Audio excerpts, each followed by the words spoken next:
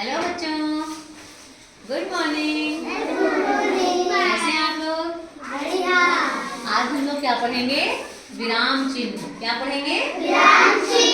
विराम चिन्ह का मतलब होता है जब हम वाक्य लिखते हैं तो कहीं ना कहीं तो हमें रुकना पड़ता है ना।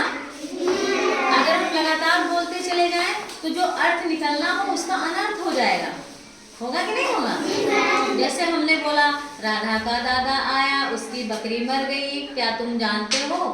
अब ऐसे बोलते चले जाएंगे तो आपको पता ही नहीं चलेगा कि कहाँ पर हमें रुकना है। इसके लिए हम प्रयोग करते हैं विराम चिन्हों का। किसका प्रयोग करते हैं? विराम चिन्हों का। हाँ, तो हम एक एक करके सबके बारे में जानेंगे। पहला है पूर्ण विराम। क्या है? पूर्ण विराम। हाँ, पूर्ण विराम वाक्य के अंत में लगाया जाता है।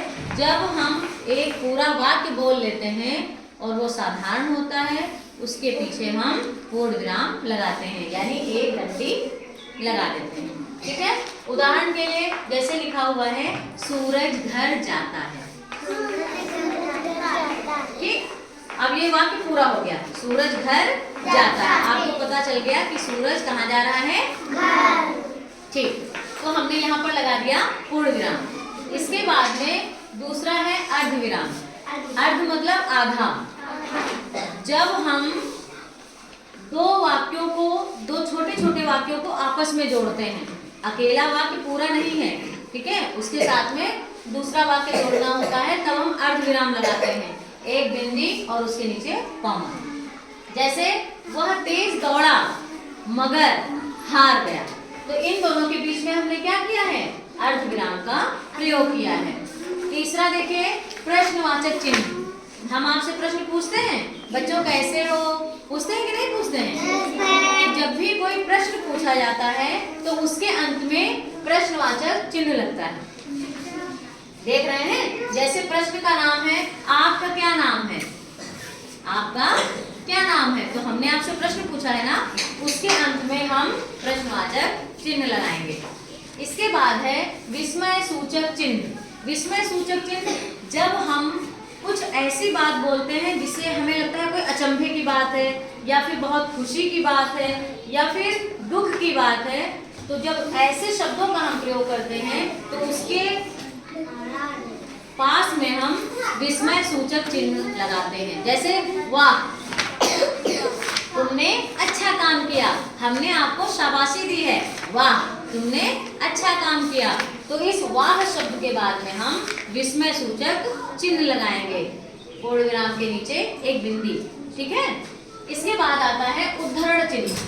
बच्चों आपने देखा होगा जब कोई नाटक हम लोग पढ़ते हैं किताब में तो उसमें डायलॉग्स होते हैं। डायलॉग मतलब संवाद।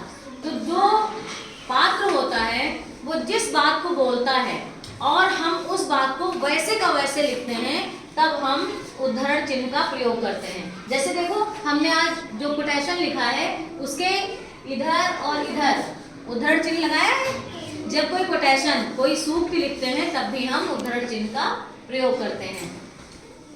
देखिए गांधी जी ने कहा, अब गांधी जी ने क्या कहा है? जो कहा है उसको हम लिखेंगे उद्धरण चिन्ह के बीच में, करो या मरो। ये गांधी जी ने कहा था, इसलिए यहाँ पर देखिए उद्धरण चिन्ह लगे हैं, लगे हैं ना?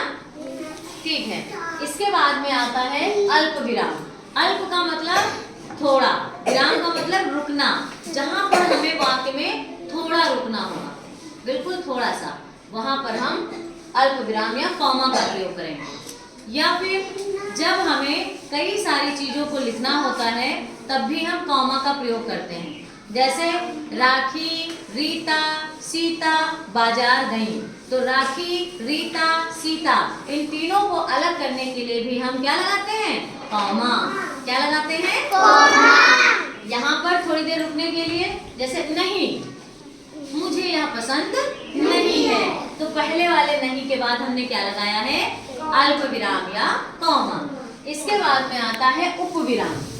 उपविराम जब हम कभी आपको संज्ञा समझाते हैं या सर्वनाम समझाते हैं या फिर वर्णमाला समझाते हैं, तो हम बताते हैं ना कि वर्णमाला में इतने अक्षर हैं, इसके इतने भेद हैं। तो लिखने के समय किसी विषय में जब ज्यादा बताना होता है तब हम क्या करते हैं? उपविराम का प्रयोग करते हैं। विसर्ग जैसी दो बिंदी लगाते हैं। जैसे वर्णमाला के दो भेद हैं, स्वर और व्यंजन। तो दो भेद है के बाद हमें क्या लगाना है? बिंदियां। ठीक है, क्या आपको ये विराम चिन्ह समझ में आए? सबको समझ में आ गए? ओके।